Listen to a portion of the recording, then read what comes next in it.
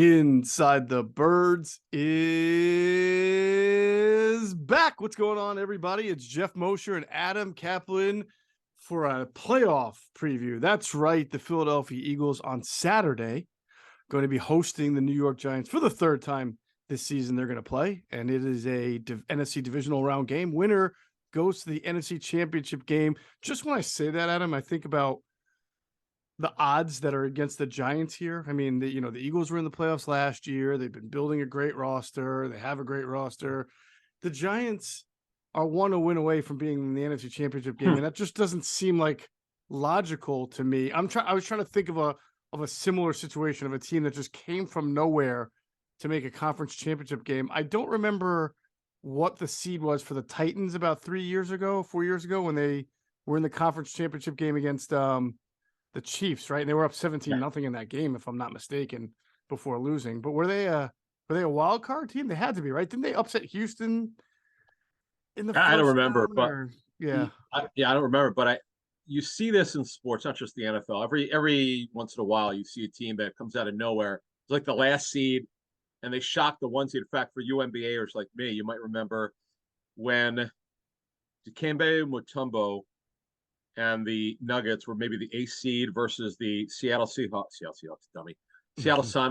I think George Karl was the coach, and in fact, I remember. I think if Mutombo was pounding on the I remember court, that.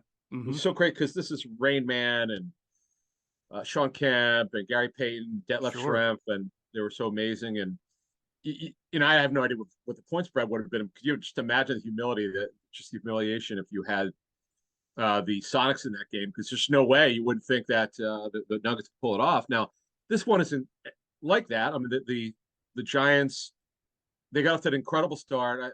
I kind of call them a fraudulent 6-1. I think kind of like the Vikings in a way, although the Vikings have better talent.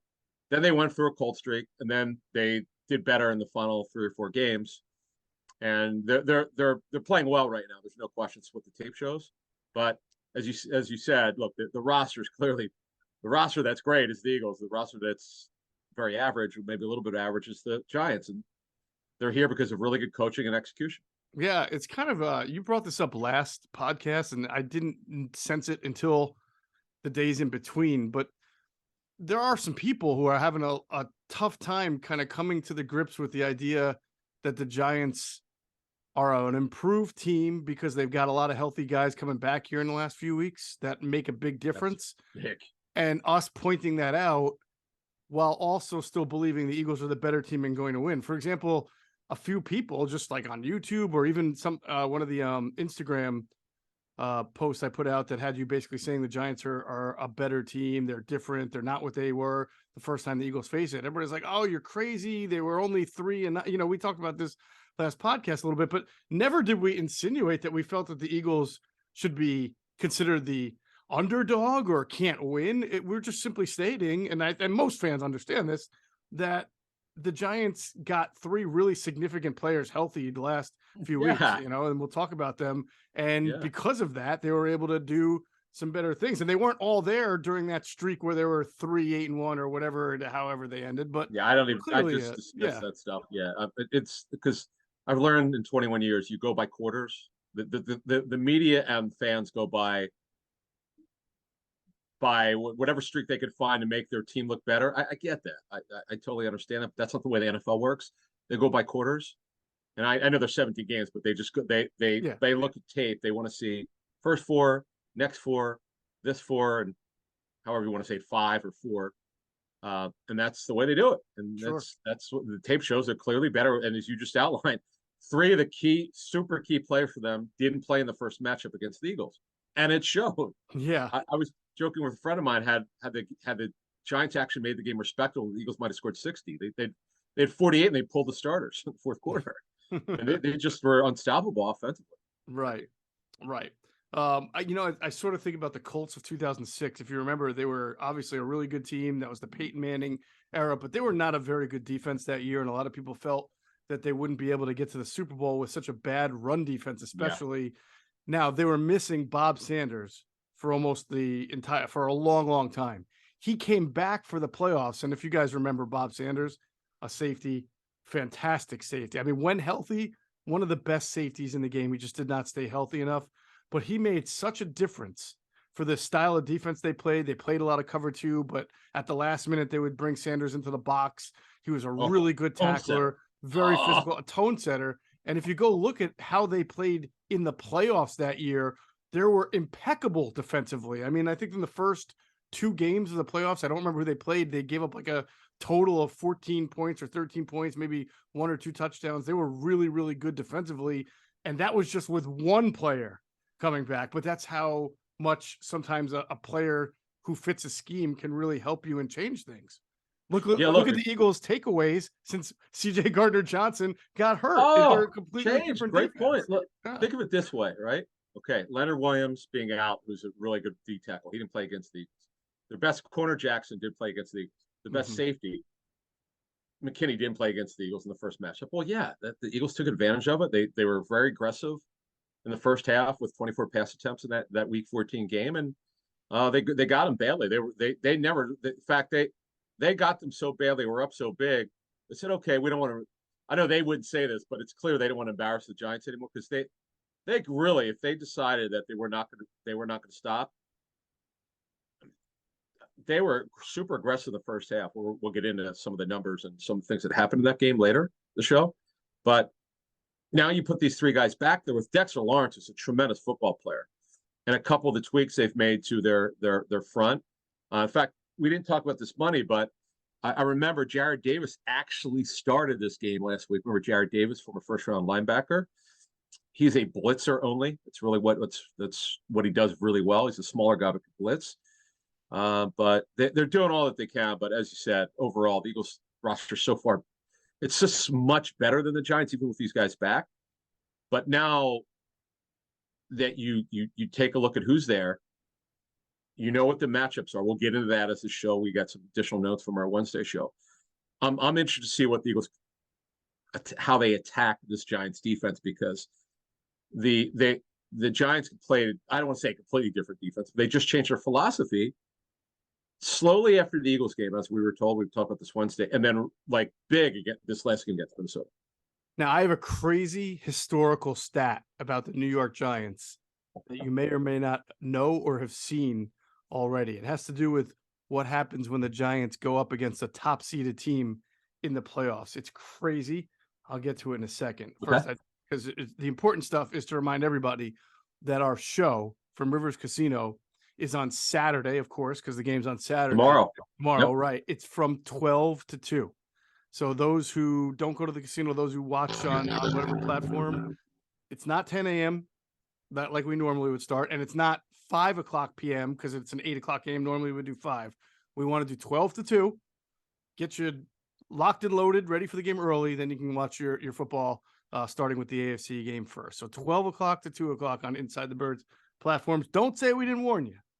And don't get Pizza Hut. Sorry, no, I'm just kidding. I was so happy with all this. But now, for some people thought I was being serious. Like am I serious about my pizza? Yes. Do I really think Nick Sirianni is incompetent because he ordered stuffed crust? No, I get it. I know he had a craving, so we were just joking around a little bit. But most people agreed with us that this was a violation to the highest. You're total violation, Philly, right? Like what? Come on, support. In fact, what's wrong with him? Say there's a great. Believe it or not, I've never been to Angela's Pizza. I'm dying to go. I'll make it sometime. But there's on their Twitter account. There's a great picture with AJ Brown in the kitchen, eating a couple slices and posing with the people there. So yeah, definitely support your local joints. No question. Is there a place in South Jersey? I know you're from South Jersey. It's funny that you would ask that. Yes. Go ahead. What do you like? I've lived here for so long, and I am a little bit of a pizza snob, being where I'm from and everything. And I've had a real trouble finding a place that I think is equivalent to what I grew up on. However, recently I did find a place in Marlton, New Jersey called Riviera Pizza that I really like. I think it's really, really good. There's actually 2 of them. I've only been to the one, and I just gave them a free plug. I don't care because they're good. And when you search for something for 20 years, you're happy you found Support the locals. Yeah, we used to do that. Local. Start doing that again. We'll do that from time to time. So, but here's the funny thing, real quick though. this place I found on the way back from a place called Johnson Farm, where a lot of people go, bring their kids and everything. Sure. It's like it's 20 minutes from my house, so it's not within delivery range, and just far enough that you don't just I'm feeling on pizza, I'm gonna go. It's like 20 to 25 minutes if there's traffic, so we kind of have to like put it on our, like, we're gonna go this Friday night, like it's not like one of those, oh, I'm hungry, I have a craving, let's drive 25 minutes to, I've been, dude, we've all been there, man. We've all Yeah. been there. just wish it was closer. When you're so dying for pizza, you're like, I don't care what time it is. I know it's 1 a.m. I shouldn't be doing this. I have to have it. Yeah. Anyway, I get that. All right, so we tell you about the time, 12 to 2. Of course, we will do the post-game show still. Myself, yourself, Trey Thomas will join us. I imagine the game will be over between 11:15, 11:30. So we're gonna try to literally right after. Yeah, we're gonna get you started right after. In fact, we're like, you're gonna hit start as soon as the goes to zeros. There you go. All right, let's get into a few transactions before we start breaking down this Eagles-Giants game. One of these transactions is sort of has somewhat of a tie to Inside the Birds. So the Eagles signed a unrestricted free agent defensive back. He's tall and lengthy. Undrafted. That's what I thought I saw that. Undrafted free agent. His name is Tristan McCullum. He has played safety and corner. And if I'm not mistaken, I'm pretty sure that his twin brother Zion, Andrew DeCecco, who does a lot of great college work for us during the offseason, did an interview with Zion during the offseason. Andrew did a cool series talking to small college prospects, and Zion McCullum was one of them. And Zion was a really cool dude, and he talked a lot about his twin brother Tristan. I'm pretty sure they're twin brothers. It is. You there? Yeah. It's hard to understand. I know he's with the Texans. You want to talk about height, weight, speed? I know Zion. His workout numbers are ridiculous, and he's also tall. Tristan's just over 6'1", and he's got the analytic data that you want for a corner: height, weight, speed. I don't know. I understand. He wasn't drafted. He was an undrafted free agent, so there's something there that teams didn't like. But he's here, and he's a perfect. He and Kennedy Brooks. Kennedy Brooks is back. Kind of surprises me, but Tristan McCullum. This is a perfect guy for your developmental program in OTAs. This guy, because let's face it, they need depth at corner, and they could use an athletic safety. This is a nice sign. We'll see. Look, he's a long shot, but we'll see.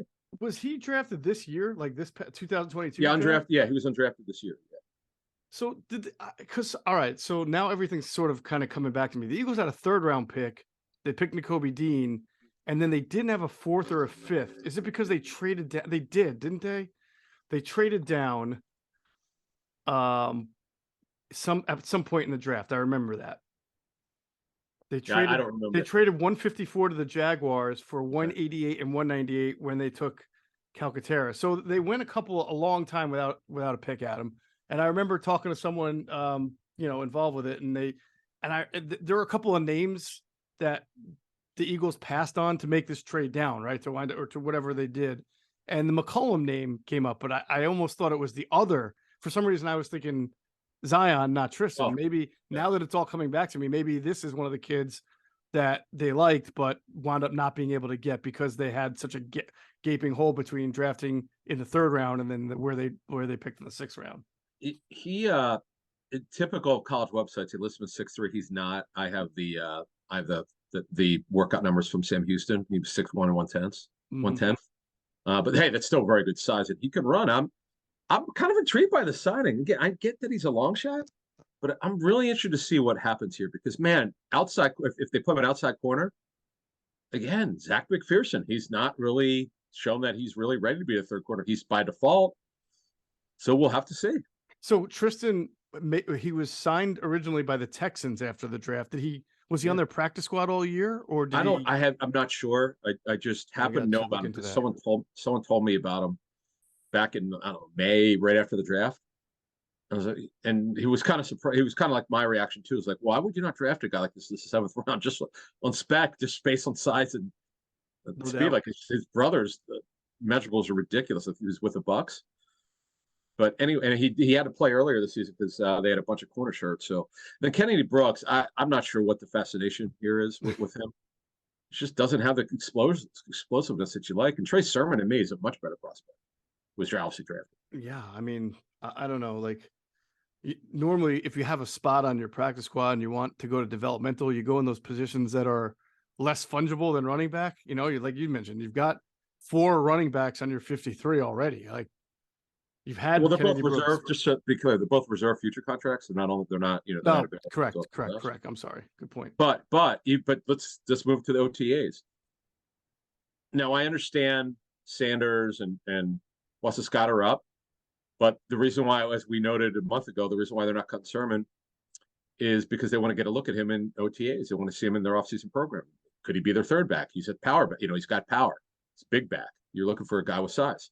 Kenny Brooks has some size, but Sermon's got better juice than he does. They obviously like him. They brought him back, but here's the thing: is no one else really wanted him, which is interesting.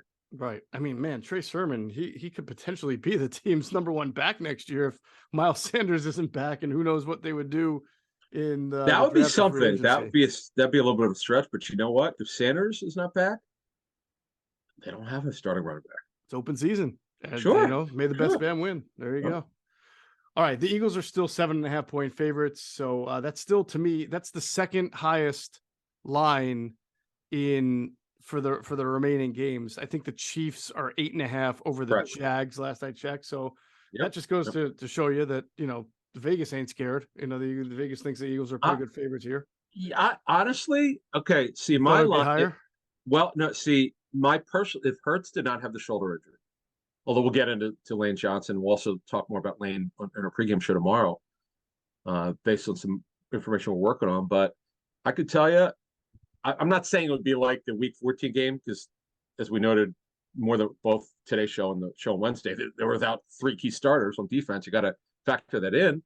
But I'm telling you, if they're going to get, we're going to get in the matchup later in the show. But look, I get it. They did a great job against the Vikings. Well, the Vikings have one guy you're really worried about, Justin Jefferson. Not the case with the Eagles. They're 3. Big difference. A lot of guys. Yeah. It's hard. You can't cover everybody. You just can't. Well, it seems like that's why the line, it's not conservative. I mean, 7.5 is big, but I think you're right in that if Hurts was 100%, it'd be bigger. But I'm going 10, 9. Yeah, but you'll notice the over under is pretty big. So even though the Giants are kind of an offensively challenged team, so it does seem like they are expecting, like you said, the Eagles to be able to use their weapons, because 47, we saw toward the end of the year, their over-unders were closer to 42, 43, 45. Now it's 47.5. Yeah. So I mean, a lot of that is opponent dictated too. Yes, it moved. It opened at 7 and 47.5. It's up to 7.5 and 48.5. The weather's perfect. In fact, it's going to be a little bit warmer. No precip at all. Mid to high 30s at game time at 8:15, 8:30 area. So that's great. You don't have to worry about weather in any way, shape, or form. It's throwing weather, folks, and you're going to get throwing. We'll get into that. But I asked a bunch of people that really know this team really well around the league, and they seem to all agree that Eagles will come out throwing. They just don't see any. This is what they do, and I we'll get into kind of the numbers, the first half of game numbers. It's fascinating. Although they did throw more in the first half of the game since 2017. We'll have those numbers for you tomorrow. But because I'm trying to see what the similarities and differences are between this team and the 17 team. John DiFilippo, when he came on our Patreon interview with him the last time, he actually discussed that, but he said, this is no disrespect for the 17 team. He said this team's more talented. Yeah, I think we've talked about it. I mean, it really is. It really is more talented. Yeah. Yeah. Especially at certain positions like wide receiver, for example, just infinitely more talented. So it's funny though that the Eagles wound up drawing the Saturday night game and not the Sunday game, because the weather, as you mentioned, is supposed to be really good on Saturday, but on Sunday a storm front is going to be coming through. Yeah. So, and at one point you and I thought before the schedule was announced that if the Eagles wound up playing the Giants, that would definitely be a Sunday, the late game or the second game Sunday matchup, because usually Sunday second game is the big market game, but so is Saturday night. Well, the problem is Dallas or Tampa could not play on Saturday because they're in short week. You couldn't do that to them. Right. And that was the thing. Like there was a non-starter. They would have got heavy. It's just they're not going to do that to them. Yeah, they just couldn't. But I think they should do away with that Monday night playoff game. I don't like it. I don't like it. It was too weird. I'm okay with like, because I think it's next year or the year after with the new Amazon deal. I think there are a couple Friday night games, if I'm not mistaken, which I'm kind of interested. If Friday night football, I like to see that. I don't know, something different. Yeah, I, that's not bad. yeah, I don't like Saturday, man. That's like a half day for us, Like get a Yeah, little relaxation in. a Anyway. little bit. Yeah, I mean, I definitely like Saturday more than Monday though. I just didn't like Monday. Oh, hell yeah. Just Hell hated that. yeah. Yeah. Yes. All right. We'll talk about the injuries in a second. First, we want to take a moment to talk to you about our friends at FlowBlend. We've been telling you about them, Nate and the great people over at FlowBlend. They've created CBD pouches that are designed to boost energy, focus, and improve mood, but their main focus is to help people quit nicotine. If you don't believe me, you can just check out all the reviews customers have left telling their story on how FlowBlend helped them quit. It's on their website at flowblend.com. They've got a 4.8 rating out of 5 stars, and FlowBlend is offering a 20% off for all listeners who use our promo code Inside the Birds. That's all one word. You got to type it out, Inside the Birds. That's Inside the Birds at flowblend.com, or all orders over $49.99 will include free shipping, and all orders ship within 24 hours. That's a huge advantage these days. Quitting nicotine is tough. It really helps to have that tool that makes it easier. I think we all know somebody who has probably tried to kick nicotine in our family or among our friends. Yeah, it took my wife. We worked on her when got many years, and she was smoking. It wasn't easy to get her off smoking. Yeah, it's not. Yeah, and I'm interested to learn more about this. This is not for people who smoke, man. It's hard to get off that. Yeah, well, It's a vice. it helps to have a tool like this to make it easier. Yeah. A person, as they like to say, needs a shovel to dig a hole or a hammer to build a house, and now you've got FlowBlend to quit nicotine. All right. Injury report. Well, I mean, we keep talking about the same guys, but it's important. It's updated. Yeah, Yeah, it's yeah, we updated. got it updated. Yeah, in fact, really good news. Really Yeah. excellent news. Hertz made it through fine in terms of he took his reps. Miles Sanders is fine. Again, he was not on the injury report this week. It's good. He was removed. I'm so fascinated to see if Hertz is running, how this impacts Sanders. Does he look right? It's one thing not to be on the injury report. Do you look normal? We'll have to see. Lane Johnson, they said he was he took all his reps. He took his usual reps on Thursday, which is good. But we'll talk more about that tomorrow, kind of where he's at and what we're hearing. With the adductor tear, it's got to be repaired. The tendon's got to be repaired. Just to say that, but it doesn't sound good. And then defensively, Linval Joseph, he's fine with the calf. Josh Sweat's fine. We told you 3 weeks ago he'll be good. He's good. He'll play and start. Robert Quinn, the Eagles say he's available for the game. I don't know how much he could play. We just don't know enough about this back injury. We're going to look into it because you had the note, and Greg Cosell had that note when he watched the tape that he was running standing up when he had the back problem several weeks ago. And if I'm not mistaken, wasn't that right after the trade, like within 2 weeks? It was. I think it was not the first week. I think it was the second week after. Yeah. Ooh, not good. Yeah. And then of course Maddox is out. He didn't do anything this week, and we don't know enough yet what if they win, whether he'll even work limited next week. We're not there yet. He needs to start running. And then once he starts running, he may be able to do limited practice, and you can put sort of like a timeline, because then if he starts running next week, then you got the bye again. If the Eagles win, then there's the potential for the Super Bowl, which is why they didn't put him on injured reserve, and we'll see if they turn out to be right. Well, I tell you, Lane Johnson, man, he is not from this planet. I can tell you that because, from what we understand, what he's trying to play through is not easy. It's not pain-free. It's not comfort-free. We've already addressed the fact that this is an injury that could get worse, and he's playing a position where you can't protect it. He's just going to go out there and gut it. And, I think that there may have been some people who would have just completely not even tried to get on the practice field to just let it all hang out whenever you get to play. But he's at least trying to test himself, see what he can and can't do during the week, even though he's been, limited mostly. So shout out to him, man. I mean, we'll see what happens. Whatever happens, if he plays an entire game, if he plays a couple of snaps and realizes he can't do it, it doesn't matter. The fact that he's trying this is about as admirable as it gets. And it also shows that these professional athletes are on a different level, man. They It's are, man. it's pretty crazy. I mean, it's because he loves the game and he wants to be there for his teammates. Shout out to him. Because the thing is, it's a muscle core injury. So what'll happen is, you try to strengthen everything around that, but the problem is because of the way you have to contort, you're gonna. It's just you have to manipulate your body a certain way. I don't know how he does this based on the information we gathered on this. We don't know that he's taking anything for pain, for flexibility. I don't know what the heck he's doing. I don't know, but we know this. Jack Driscoll was his backup for 2 games, and he didn't play great, and he showed that he was a backup.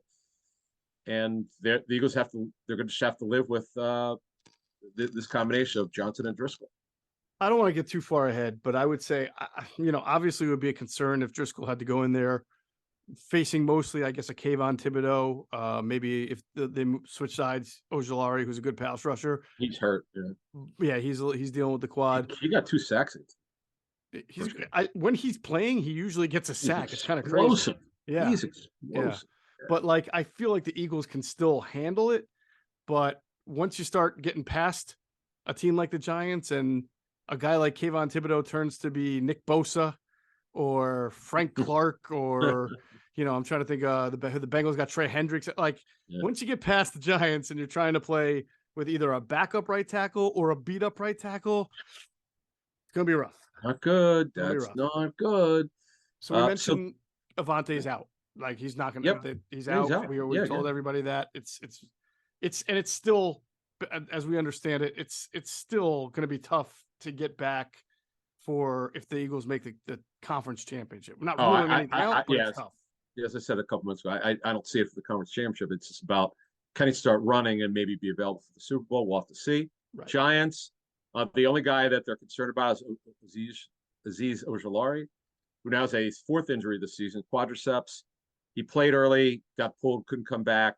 That he is explosive. He's fast. He's not super long, but he's explosive. Dory Jackson's fine. Pinnock is fine. He gave him a scare with the abdomen injury, but he's good to go.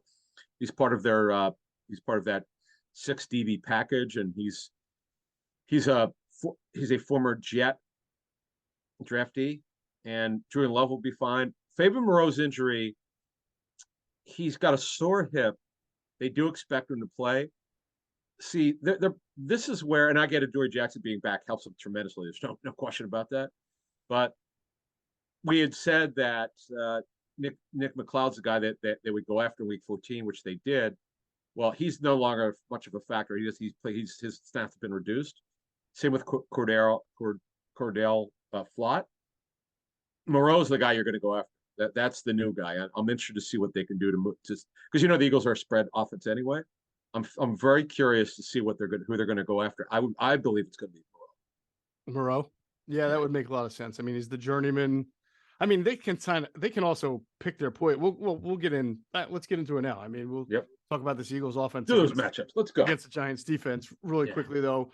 Go to get your game on at the Gallery Bar, Book, and Games in Ocean Casino Resort this football season. Cheers your favorite drinks while cheering on your favorite team.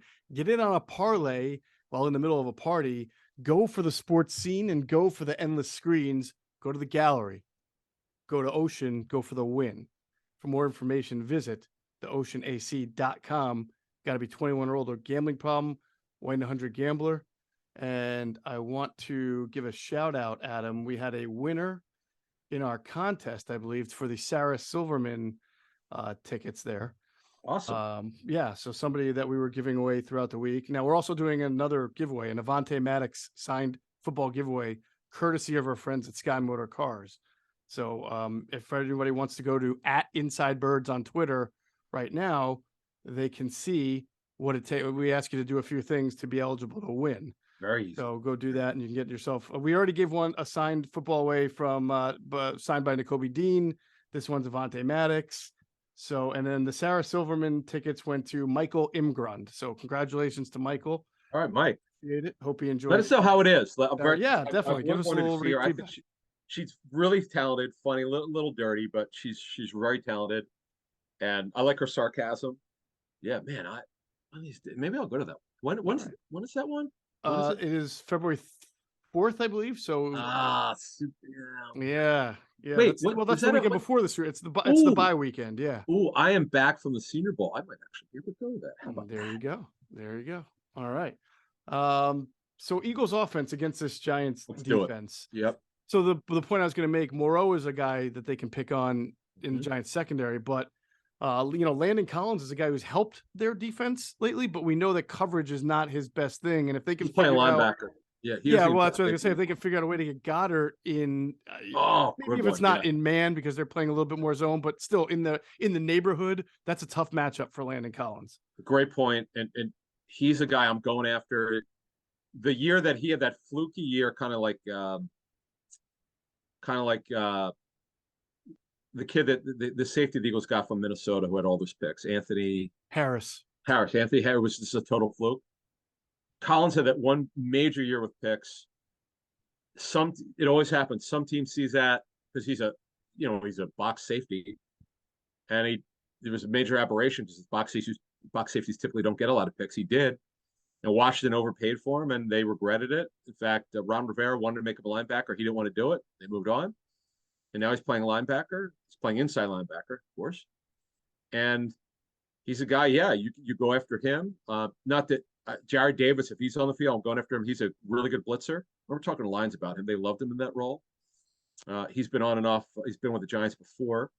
So what they'll probably do if Ojulari cannot play, he only played 8 snaps. He left. He could not come back. They probably will play Jimenez. More. He really was not in the rotation. He'll have to be in it. He's not a bad player, by the way. Yeah, X-Man is Pat Shermer used to call him. And yeah, and the key here, right? The key here is we get started kind of what Hurts going against that front seven. It is if we don't know how Lane Johnson will hold up. It's just we love to give you answers, folks, but nobody knows. The Eagles don't know. Lane doesn't know. He just knows what he could do and not do in practice. And the speed in practice, you can't duplicate game speed in practice. You try the best that you can. Yes, you need to move and bodies are coming at you, but it's just a different speed. So who knows? And Driscoll will be ready if he's got to go in there. But here, the key to this thing is they got to get the RPOs back. Hurts is a game changer with RPOs. The way that the linebackers move, and that's part of why Miles Sanders has had a breakout season. Is running off RPO, getting the ball handed off to him. By the way, Hurts is phenomenal with the fake handoff. Somebody told me this week. Oh, he is good at, yeah, absolutely. On the mesh point, he's phenomenal. In fact, Wentz was not. Hurts is really good at it. In fact, he's got way better at it. That's important, man. You got to be good at that. And yeah, that it works. And I always thought Peyton Manning was really awesome at that too. I mean, in a different era, but the play action, yeah, the way he would almost make it look like he's going to hand it off and then spin around. Yeah. Yeah. So in the first half of games, Hurts is averaging 19.3 pass attempts per game, which is well over the average, the league average. It's because of they made a decision that they're going to throw the ball this season they had to, whoever the quarterback was going to be, or they made trades in the offseason. Whoever's going to be, they're going to throw the football. That's just when you get AJ Brown and you have Goddard no longer having to deal with Hurts, you're throwing the football. And he's handled it obviously very, very well. And I just believe with the weather being fine, I don't think anything's changing. As I mentioned earlier, people I spoke to this week feel the same way I do. You're going to come off throwing against that secondary. Wink Martindale, he threw a curveball. Nobody saw this coming. They started to play more since the Eagles game. They started to play a little bit more zone, and then they played a lot more zone in this game last week. And I don't want to say they played Gannon type of philosophy, but they were like, you could take anything you want in front of us. You're not getting it over our heads. Yes, they played man inside the bracket with Adoree Jackson, but they always seem to have a safety behind to take away anything to Justin Jefferson. And it worked, man. I got to say. Now, obviously, they scored a lot of points too. That helped. But they just got it done, man. I was floored. I could not. This is not like Wink, but it worked, and they didn't even blitz a ton. I know. So I could see, based on what we were talking about with Landon Collins and Jared Davis, those guys are base formation kind of guys. They're when the Giants think the team's going to run. I think I could see the Eagles trying to work this game sort of from the inside out, meaning I can see them trying to play 12 personnel at the start because they want to throw, but they want to make the Giants think they're going to run. So you're working your RPO game out of your 12 personnel. You're trying to use Goddard over the middle against guys like Landon Collins, against Jared Davis, maybe even add some no huddle to that. Then work your quarterback run game if they're comfortable doing that with Jalen Hurts. And then once you have the Giants seeing quick game and 3-step drop is when you switch it up on them and then try to spread it out and start hitting them deep. Because that way you've got your momentum, you have the quarterback protected. He's only taking some 3-step drops early. And then you've got the Giants sort of in a cat and mouse game, and then bam, start unloading to A.J. Brown and Devontae Smith. It's sort of just an inside out way because they've come out throwing a lot in games, but they've come out throwing out of 11 personnel a lot. Yeah, I think that they can show the Giants something the Giants may not be expecting by coming out in 12 and throwing on them out of that. And then working their RPO game. Yeah, stalls the Y. Yeah, well, look, Goddard. That's the one thing I've been asked in these interviews this week is like, why isn't Goddard getting the ball? I'm like, because Devontae Smith has dominated. It's just he's just been incredible. So this is what I was saying earlier in the show, that you can't cover everyone. I've mentioned this before. It's been probably a while, but I remember walking off the field of training camp. I don't think it was when you and I were in Miami, but I think it was at the Linc and not at NovaCare. I ran to someone from the Eagles front office, and the guy just happened to ask me what I thought of the personnel. I said, "Man, you guys are really talented," because he knew what I'd been on my tour. He goes, "Good luck, teams trying to stop us." I said, "What do you mean?" He's like, "Because we got." Did you saw us in training camp and how dominant we are with our pass target group? I go, "Yeah, that's right." And he goes, "If we spread you out, obviously that's what they've done this season. Pick who you going to how you can't double everybody, and this is the problem now that you could go with 6 DBs like they're doing, but you don't have nobody who has 3 great corners. Mm-hmm. They don't have that. They have one really good corner who's just coming back. He played great last week. Dory Jackson coming back from being out 6 weeks with an MCL sprain, but they're in trouble, man. If the Eagles can protect and Hurts is hurt, if they're going to be aggressive, and I'm going to say they're going to be, you can't hide. You can't do what they did in week 18. I know they're trying to protect him. It's 2 weeks later. I don't want to hear it. Throw the goddamn football. Excuse my language. There you go. Throw the damn football. Up. Now, you talked about... I want to throw the ball. You talked about as long as you can protect. Yes. The concern I have going into this game, it's not just right tackle. The concern I have is the last time these teams faced each other, and it's going to be the same defensive coordinator. Just this time it'll be starters instead of backups mostly. Yeah. But Linc got way too many free rushers at the quarterback last game. And he did it the way he always does it. His blitzes are illusions. You think they're coming when they're not, and then you overloads. You overload. So your line slides to the left, and all of a sudden, all those guys on the left are dropping back, and someone's coming from the right, and nobody's got him picked up. You can't have Jalen Hurts getting hit by free rushers, especially on 4-man rushes. I mean, Linc got free. We diagrammed one for everybody in our film review where he got a free rusher on a 4-man rush just by the illusion of a blitz. So that can't happen. We've seen this happen a little bit to the Eagles down the stretch here where their protection schemes did not work against the specific blitz scheme or defensive scheme thrown at them. And with Jalen still kind of nursing the shoulder, you just don't want him to take too many hits. You don't want to let the Giants dictate the tempo of this game by what they're doing defensively. That's why I kind of want the Eagles to come out with a lot of quick game, no huddle, 3-step drop, keep them on their toes, and just make sure that you're synced up offensively and not too many 7-step drops letting Linc come right at you. Sure, negate you want to negate pressure. So a couple things that happened. We're not going to talk much about the week 18 game because the Giants played back us. But this is on your point. This was bad. Miles McFadden, who's benched now because of the way that they're playing their alignment. They're playing so many defensive backs. He blitzed. Jared Davis blitzed. He was all over against the Eagles in week 18. He blitzed. Because again, that's his thing. You could play him in base. You could play him in nickel as a blitzer, which they did. And then the much maligned Nick McLeod was a blitzer. In fact, I remember he went in untouched, just like you were saying, number 44. He went in untouched. I know Lane's going to be there, but I don't know how long he's going to last, and you can't let that happen. No, you cannot have untouched free. And then listen, I get that is sort of what comes with a Wink Martindale defense, but you've seen it twice now. And, we've spent too much time, I think, on Inside the Birds pregame live and even postgame live with Trey, sort of lamenting that the Eagles lack some cohesion and pass protection against blitzes. It's not a lot because they've dominated a lot of games and teams stopped blitzing them after a while because Jalen was doing such a good job. Jalen was like a top 5 quarterback this year against the blitz.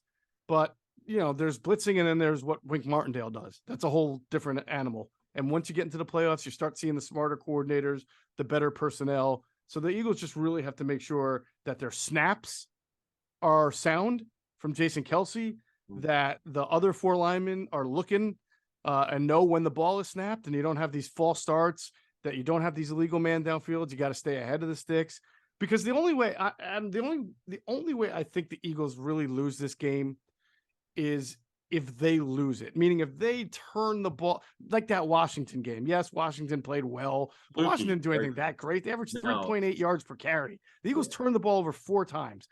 The best play you could say Washington did was the first interception where the safety made the over the shoulder grab on the ball to AJ Brown. That was a really good play by the safety for Washington. But the Quez Watkins just losing the ball after a 50-yard catch, that stuff can't happen. Well, I mean, they were just defensively. That game is when, they didn't go up a ton of yards per carry, but they were really bad on third down, and they kept getting. It was a very odd game, like so many 3- and 5-yard carries. It just could not get negative runs.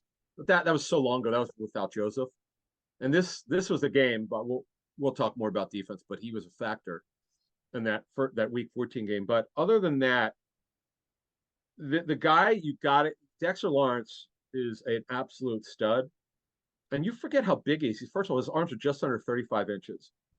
They play him at pure nose pretty much last week against Minnesota. He had 8 pressures from the interior. Okay, wow. That's scary. Okay, he's what the Eagles want Jordan Davis to be. A nose tackle who can also rush the passer. Yeah, I know. That's what Lawrence is. But yeah, I get you. I like hear 6.5 sacks, right? 6.5, 7.5.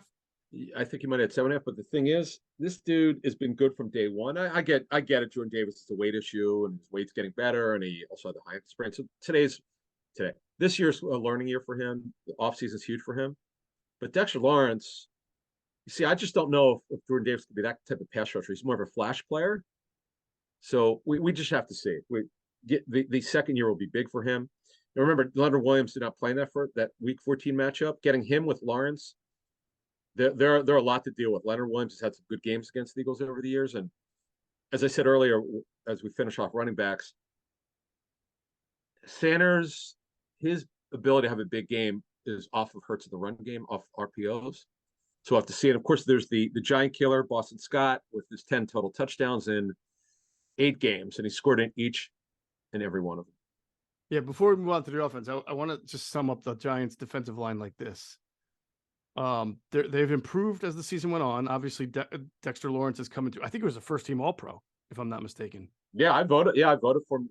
PFWA. I voted for him. For sure. Leonard Williams was out for a while. He came back. You mentioned last pod he had that really bad neck injury. Yeah. He's a good player. This Giants front four is a stout and tenacious front four. They're not explosive. I would call the Eagles explosive. Yeah. Because of guys like Reddick and Hargrave, and when Cox wants to be, he can still run. This team doesn't like just fire off the ball, but they are second effort guys. They're tenacious. They can get to the quarterback. It's not about get off for them as much as it is about just running you over and playing strong and stout. That's Williams. That's Lawrence. That's Kayvon Thibodeau right now. He's not bendy. He's not edgy. He's not a great pass rusher at the moment. He may never be, but he is stout. He's a guy who'll come at you and get a sack if you're just, leaving him alone. And then Ojulari is probably their most explosive guy. He's got really long arms, like 38-inch arms. It's crazy because he's only like 6 feet tall. Wait, is he Ojulari? I don't think so.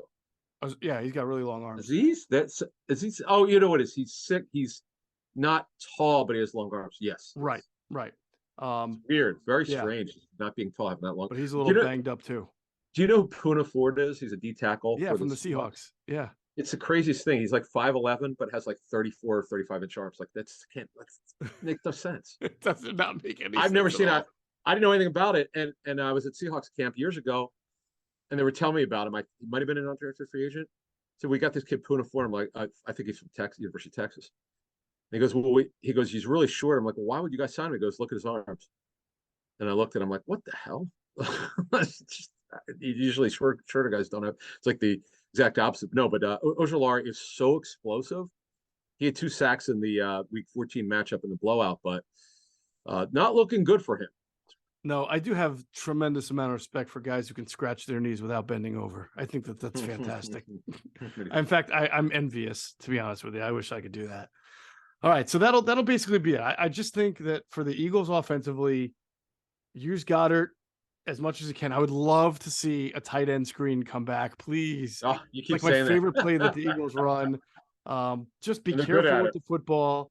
You've Yeah. got really favorable matchups with your receivers and your tight end. Just don't you agree that if you just don't make unforced errors, you should be able to move the ball pretty well? Even in this game where they supposedly struggled, they moved the ball just fine. They had over 350 yards. It's that they were 1 for 5 in the red zone that killed them. They just have to be efficient in the red zone too. Yeah, it's just if they protect, it should be bombs away. Like they were very aggressive in the week 14 game in the first half, and they took the air out of the football because they were up big. They only ran the ball, but she threw the ball 7 times in the second half, and then they ran it down their throats. It's funny. I think it was what they have 61 yards rushing the first half. In the first half, yeah. It's crazy, and they ran the hell up. That's kind of another mo for them. Like when they have these big leads, they go, okay, we're going to do it the old fashioned way: score early, run to win. And it seems like now I don't know if they could do it with Johnson being physically the way he is, but when they decide that the games they're going to put the game away or in the third quarter, they do it like no other team. I've not seen that before. This is amazing what they do.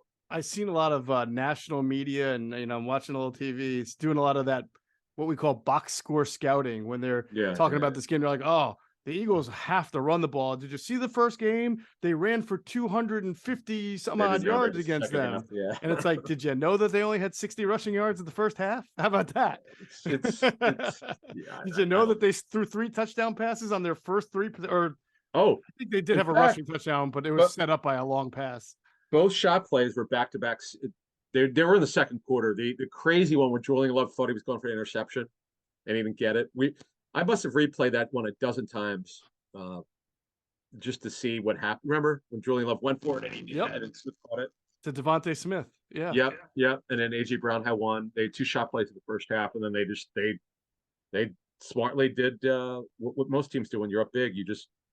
Now, if the Eagles didn't have a great offensive line, probably couldn't do that. But it's all set up for them very well here. You and I are kind of seeing it the same way. I just wish we had better clarity on what hurt, like what they'll. It's not like the team's going to tell us what they're going to do. Right. I'm choosing to believe he's not on the injury report. We know that the injury is 4 to 6 week deal. It's not 1, 2, or 3.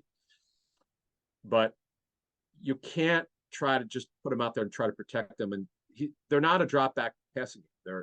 That's not the way they do it. They can do it, but that's not really the way they run their offense. They have to run their offense the way they want to do it. And they have to be fearless. This is one of the things I really admire about Sirianni and Shane Steichen is that they're so bleeping aggressive, and they have a quarterback who loves to be aggressive throwing the football. Go do it, and also run the RPOs, which I would bet they'll do it. Yeah, but that's a good word to use, aggressive, and we'll talk about it more Saturday. But that can also work against you. I mean, I think Jalen Hurts knows that his ability to move the chains with his legs is important to this offense, and they're not the same.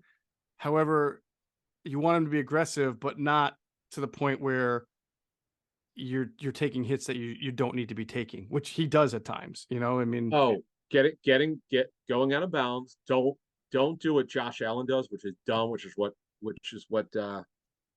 Cam Newton did. That's why Cam's career was shortened severely by shoulder problems.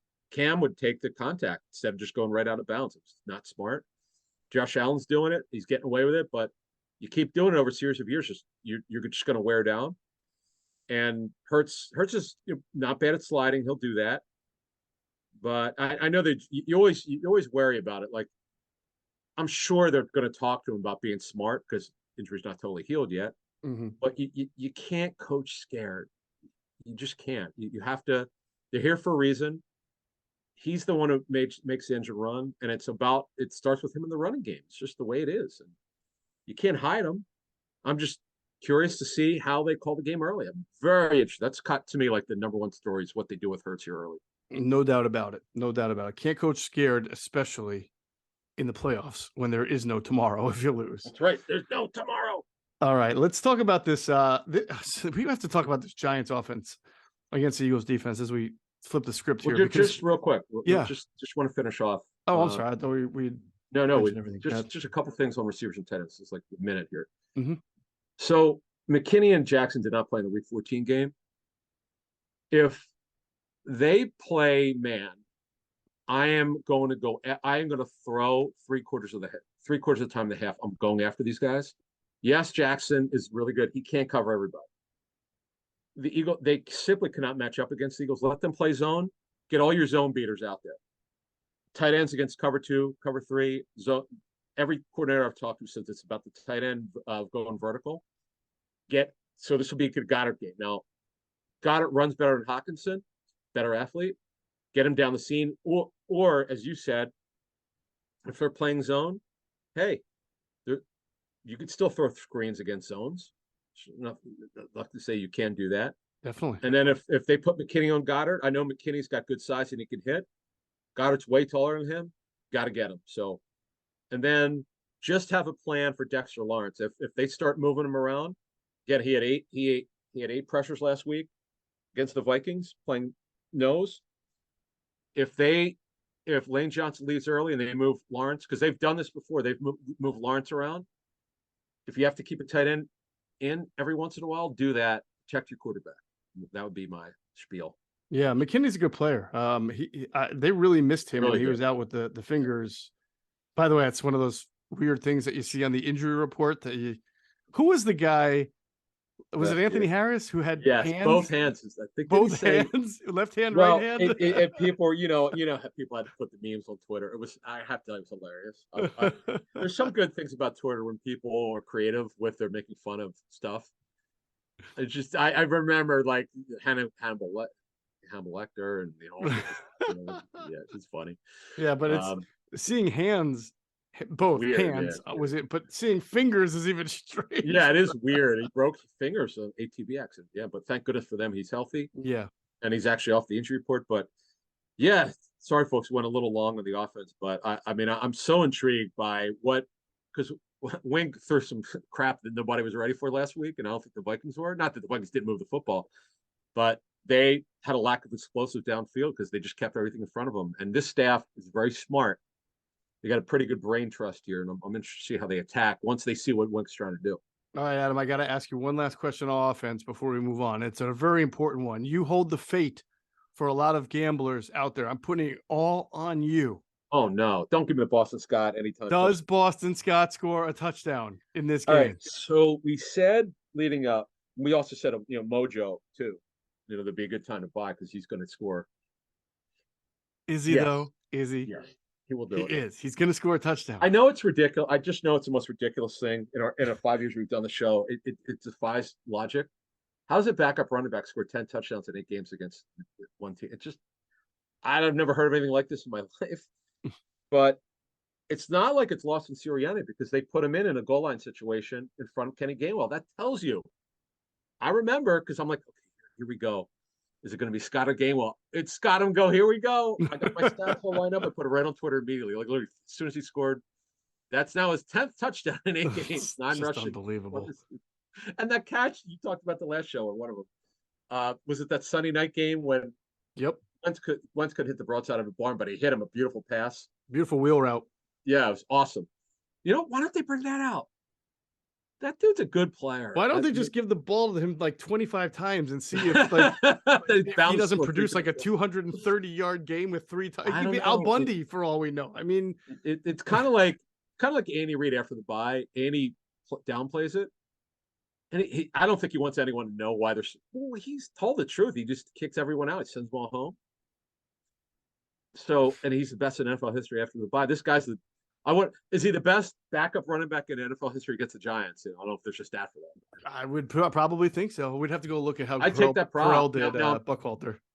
what's that? Oh, He had some Corral? good games against the Giants, but Oh, he did was he was a starter of those games because BUS would be hurt. Oh, and then Buck with all the injuries. Oh, God. Yes. Yeah. All right. But that's offense. All right. I'm going to give you my stat now, my historical stat that I think is absolutely fascinating before we talk about the Giants offense against Eagles defense. I saw this on Twitter and then I said, that can't be right. And then I went to Pro Football Reference. Sure. And it up. checks out. The New York Giants have a 6-game winning streak in the playoffs against number 1 seeds. Oh. Going back to 1990. Yeah, I mean, it means nothing. I just think it's it's unbelievable, though. Interesting. That's really hard to do. Sure, it is. It is. And wait, were they the last seed? Were they the 6th seed? Because they didn't. I think they were. They've been various different seeds themselves. Okay. They've obviously never been number 1 seed. That would be more if they'd be as a 6th seed being the 1. But a couple of times, I think it was a low seed. So if you go back to their most recent Super Bowl, that was against the Patriots for the second time, right?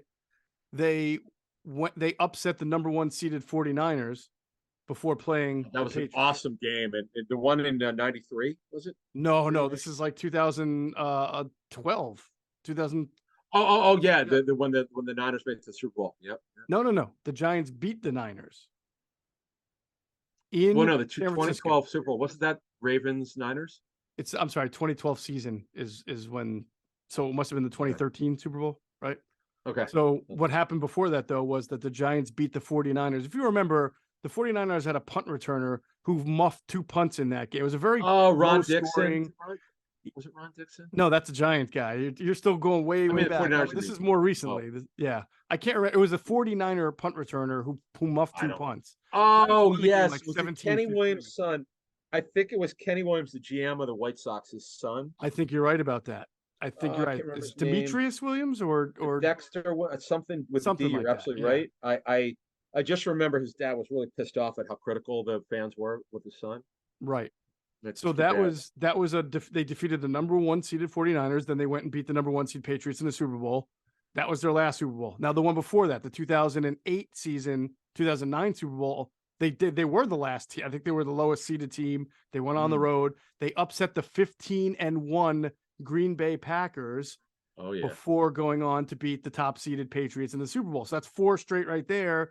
And in 1990, when this streak started, they beat Bill Walsh's 40. This is Parcells. They beat the Bill Walsh top seeded 49ers in the NFC Championship game and then beat the top seeded Bills, right? Buffalo Bills. Yes. To win the Super Bowl. So 6 straight wins when facing a number 1 seed in the playoffs. Pretty weird, huh? It's interesting. It's weird. It's weird, wild stuff, as they say. Yes. In fact, that was a low score. That Giants Niners game was low scoring. Like, if I'm not mistaken, I think it was like 17-15. I agree. Yeah, it was 15-13. Yeah.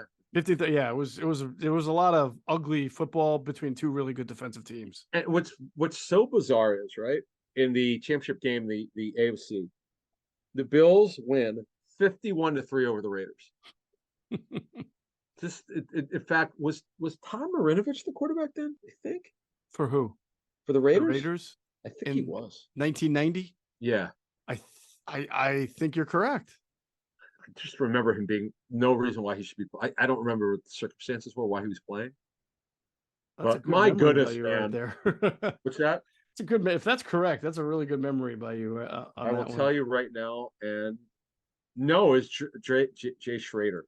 That makes sense. Okay, Jay Schrader. Yeah, it was. Oh my gosh! For those of you a little bit older, Swervin Mervin Fernandez, CFL refugee, started at receiver, and Willie Galt. Remember Willie Galt? Of course. Had a lot of speed, right? You got it. Yeah, he was a track star for the '85 Bear Super Bowl team. All right, good stuff. There you go. So here's the fascinating thing as we talk about this Giants offense versus the Philadelphia defense. You mentioned how the Giants got off to a great start. They were 7-2 after 9 games, something crazy like that, 6-3. I remember saying, what a fraud they are. They're overachieving. Kudos to the staff. They're not very good. They don't have a very good roster. And I was like, they're not, I thought they'd get over under picks. That was one. I went 4-3 in my over under team picks, and I got Uh-huh. that one right, 7.5.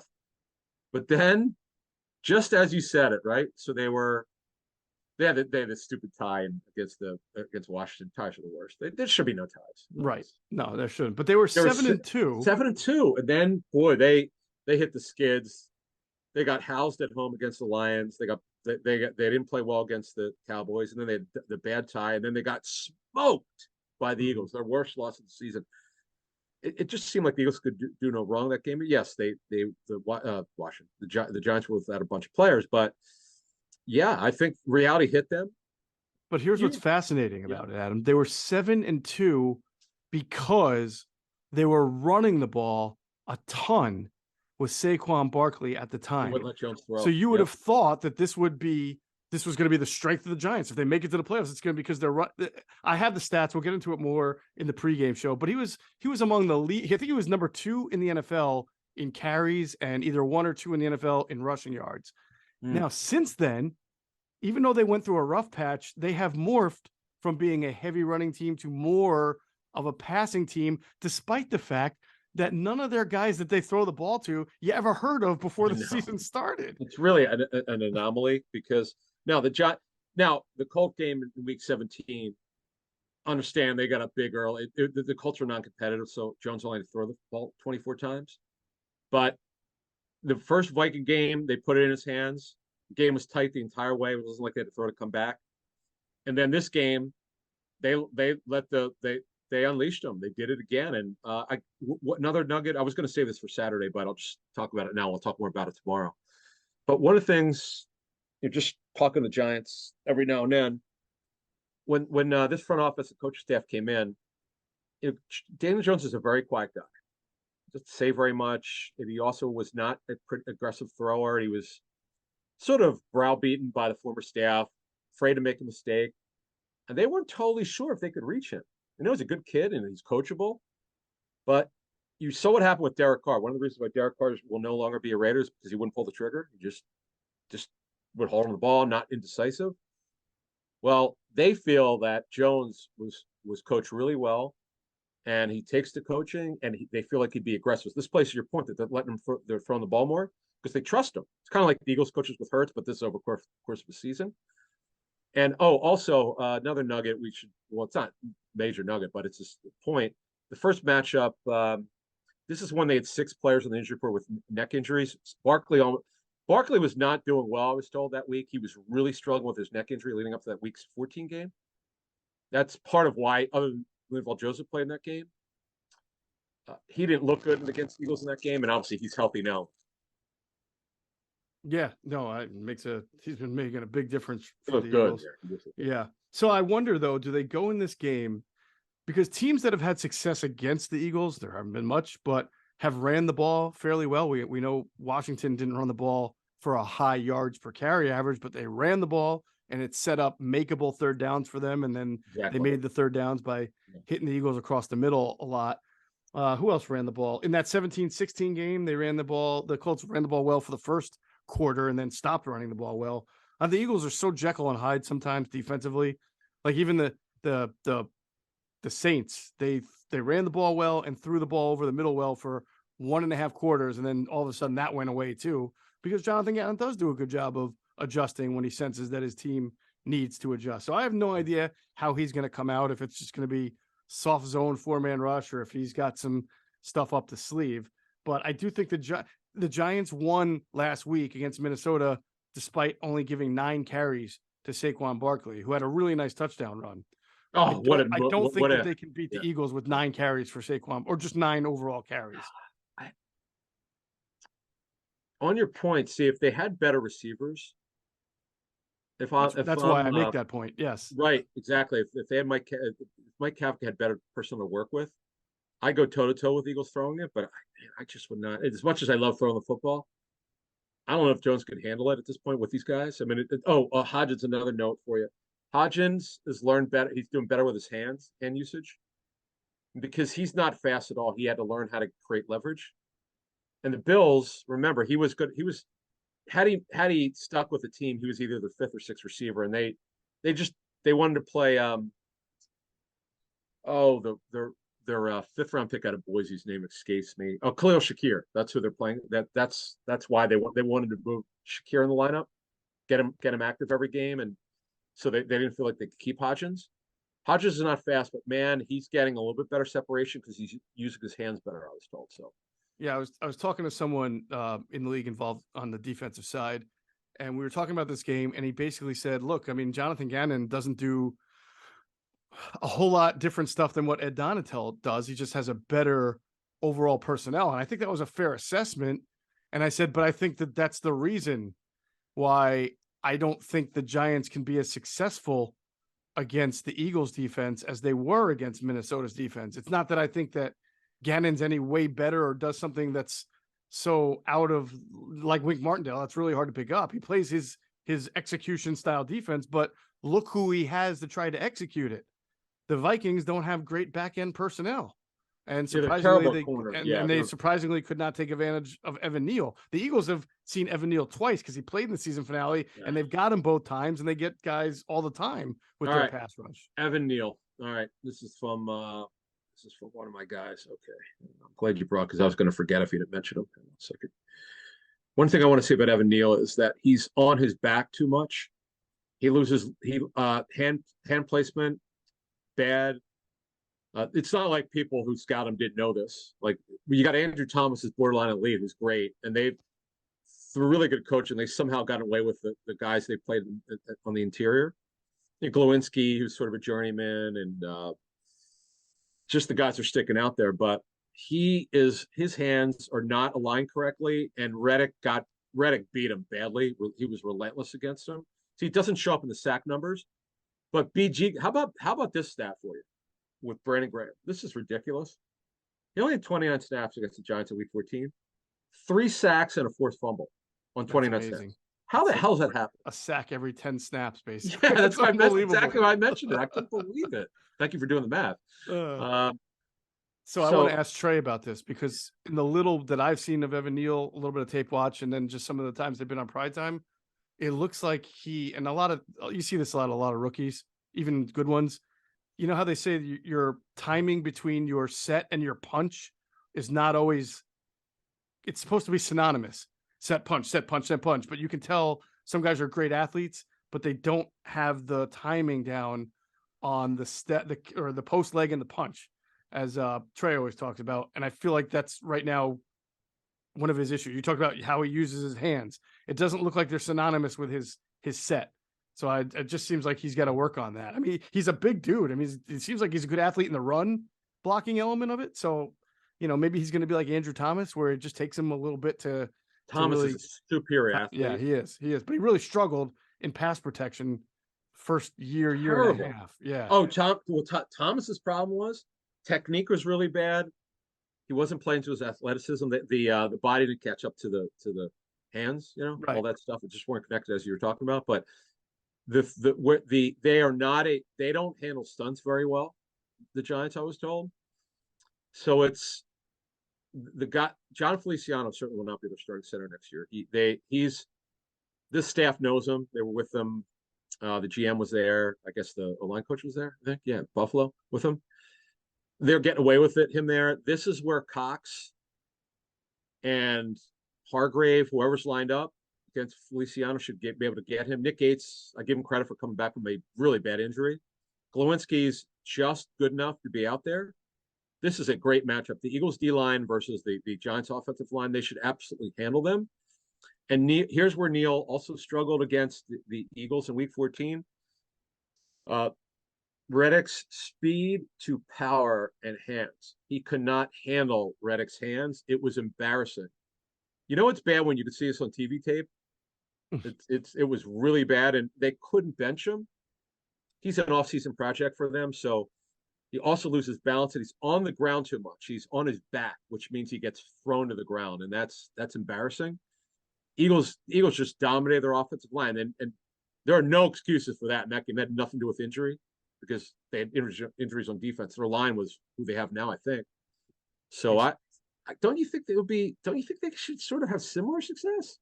Yeah, that's exactly why I said I think they need to run the ball better and more with Saquon and even Daniel Jones, and then they need to use the 3-step drop offense as much as they possibly can. They can't just sit there and drop back and try to throw the ball. They don't have vertical threats. You know, their shiftiest receiver is Richie James. He's a slot receiver.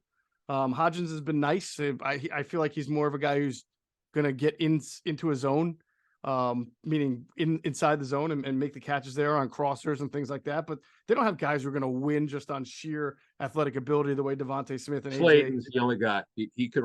He. Oh, Slayton, yeah, Slayton can beat you over the top, right? The only guy.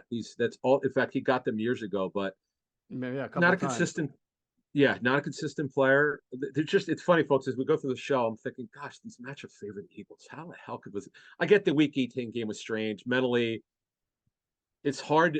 I know they had something on the line. The Eagles did to get the number 1 seed, but knowing the other team was not playing starters, it's hard. It's just hard sometimes to bring out your best. I know it's an excuse, but I'm just telling you what players have told us over the years with the stuff. But this is for all the marbles here. The season's over if they lose. I'm expecting stunts. I know that Gannon doesn't like the blitz very much, particularly in the second half of the season. But they got to win on stunts. They're not athletic at all inside. And the Eagles, their stunts are great. When they do it, they have a very high win stunt rate of success against pressure. They communicate really well, and I'm expecting it, folks. I'm looking forward to it. Yeah, I cannot see the Giants winning this game unless they are at about 4.5 per carry. And again, have some semblance of a running game. I don't worry. You got to score. See, when you run the ball out, that's great. Well, I know. I'm not saying they're going to run their way to victory. What I'm saying is they're going to run to keep the Eagles off balance and in 5-man fronts, and then eventually be able to 3-step drop and throw a little deeper when the Eagles are in their run stuffing personnel. I just don't think that the Giants can sort of play a conventional West Coast offense, drop back like 35 times and try with this offensive. I think they have to be a little bit more old school and set up certain things. And again, Daniel Jones running, I think, is something they need to do. Oh, hell yeah. Yeah. Yeah. Shame on us Absolutely. for not mentioning that. So the RPO game will help them too in the same way in the zone read game. But they can't throw the ball 35 to. How many times did Daniel Jones threw the ball against the Vikings last week? I'll tell everybody in a second. It was pretty high. If I'm not 35. mistaken. Yeah, 35. Yeah, he's not going to win throwing 35 times against the Eagles. That's my opinion. I don't think it's going to happen. Yeah. Well, Daniel, here's the thing. He's going to get sacked. He's going to get hit. You try to do that, he's going to get killed. Daniel Jones, I didn't get a chance to ask anyone this week. I was curious. I have to look up the game book. There might have been 3 straight runs for him, which is absurd. You're asking for trouble when you run your quarterback more than your running back. I mean, I know a couple of the 17 runs were kneel downs, but still, but what shocked me about this game against Minnesota last week, I've never seen him be shifty before. He had a couple jukes like Hurts. I was like, what the hell? I've not seen this from him before. Well, let me just put it this way. If the Giants win this game and he throws 35 passes, I do not want to be Jonathan Gannon that night and the next day. Oh, Mike. Right? So, and by the way, you pointed this out to me, and I literally started crying from laughter. I mean, it's just so ridiculous. But so on the Texans Twitter feed, when they announced that Gannon interviewed. Mm-hmm. Oh, I saw some of the comments as well. Yeah, you told me about it. I think it was you did. You got to check it out, and I did. And I'm interesting. It's sort of they're trying to convince the Texans to hire Gannon. Oh, he's great. You need to. Well, he's great. We love him. We think he's terrific. It's a big loss. But if you go down the thread, it's like they're bots. They all say the same thing. It's the greatest thing I've ever seen in my life. Oh my God, it's funny. Oh man, that is kind of funny.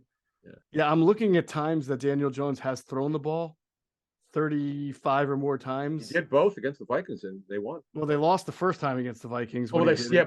Yeah, but they scored 27 or 24. Yeah, 24 is not, to me, that's not great. But yeah. They lost at Dallas, Mike right? Zimmer that. Mike Zimmer told me if he scores over 21. Mike Zimmer told me as long as they score over 21, that's all he needed. I kind of laughed. I'm like, okay, that's not the way you should think, but.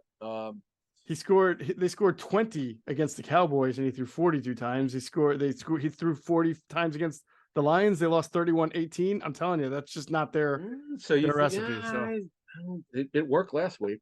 yeah, well, that's the Vikings defense. That's my point. Is that if they were playing the Vikings, I would say yeah, you could probably do that. But against this Eagles front, I don't see that being a recipe for success. Yeah, I hear you. Because what happens is, although the front's different, but there's this thought that against, and a lot of teams have done it. Very few have been successful to get Mahomes off the field, just continuing to run the ball, bleed clock, and hope your defense can hang in there. But what you're saying is you just get Barkley in there because you don't want you're not trying to have a throw ball game against the Eagles with this front. Exactly. I mean, I could say it because you don't think they'll be able to protect. Yeah. It doesn't even necessarily have to. They didn't protect the it could be first a game. combination of Barkley and Jones, and if they want to throw, I like their other running back better than Breida.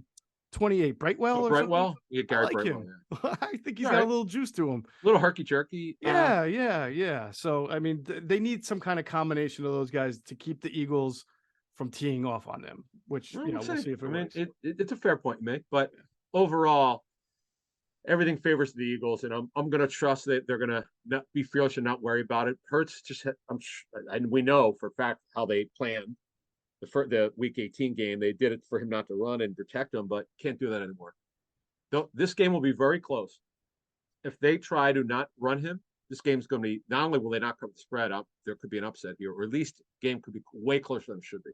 Ooh, sounds like we're on the verge of making our score predictions right there. I like it, Adam Caplan. First, we're going to tell our friends about our friends at PHLSportsNation.com, enhancing the fan experience with their coverage of all Philadelphia sports teams. For the fan, by the fan is their motto. So make sure you check them out at PHLSportsNation.com and on Twitter at PHLSportsNation. Let's pause real quick for a word from our other great sponsors, including our friends at Sky Motor Cars. Sky Motor Cars in Westchester is a different sort of dealership. All it takes is one look at their Highline pre-owned vehicles that people all over the country want and need. Owner Brett Schiller, make sure you don't spend a dime of your money before you purchase the car. Sky Motor Cars allows you to make all the decisions regarding your next vehicle. At Sky Motor Cars, you never have to spend more than necessary. Visit SkyMotorCars.com today or call 610-918-7225. And if you hop into Sky Motor Cars out there in Westchester, PA, make sure you tell them Adam and Jeff sent you. You will get a great deal. All right. I'll turn to you first, Adam. And just to reiterate, it's a 7.5 point line for the favoring the Eagles and a 48.5 over under. So what do you got? See, I've been going back and forth on this. You texted us on, what was that, Thursday for our scores for the pregame show. I may wind up changing it because I'm worried about Lane Johnson's availability in terms of the entire game. He's also a game changer just to protect the right side. They're not the same offense without him. Obviously, we know the record's really bad without him. Right now, I've got it Eagles 30, Giants 17. I'm actually may lower that to 27-17 or 24-17 by tomorrow. I'm going to continue to think about it. It's just too bad that he's hurt. It really is, because this is almost an unstoppable offense based on the way the coaching and the personnel that they have. The best right tackle in football. Who knows what percentage he could? Forget percentages; it doesn't matter. But what kind of functionality could he have? I have no idea. Yeah, no, it's a good fair point. I think the coaches are really going to be able to scheme around it for at least this round.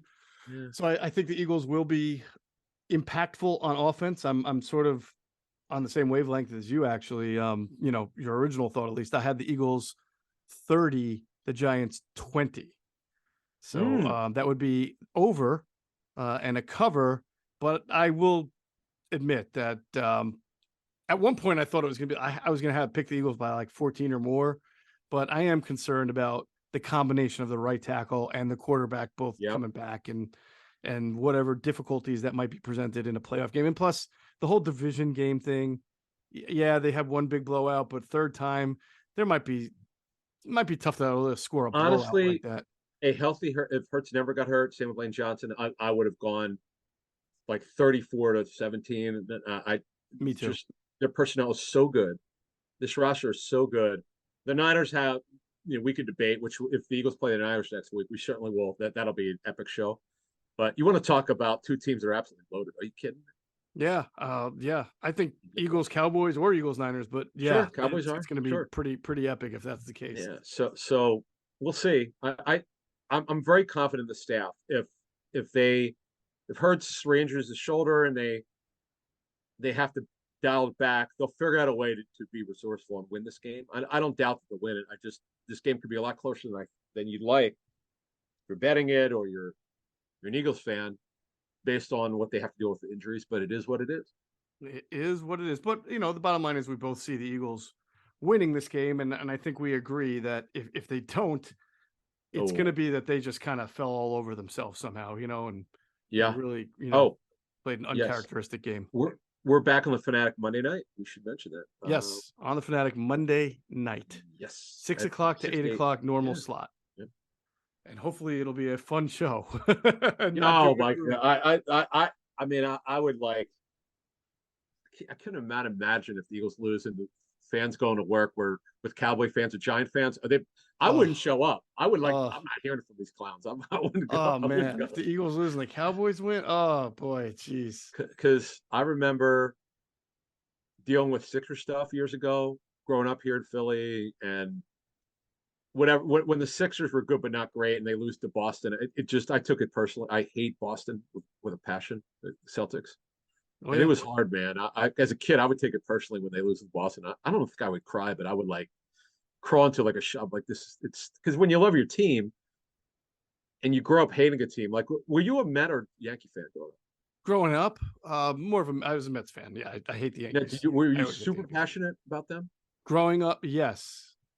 Now people may not believe me, but when you do what we do for a living, like the fire is completely extreme. Yeah, you lose it. I have no rooting interest at all. It's good for our business, obviously, if the Eagles win, but I don't lose any sleep over it like fans do. But when you're a fan of a particular team, like now I was cheering like hell for the Phillies.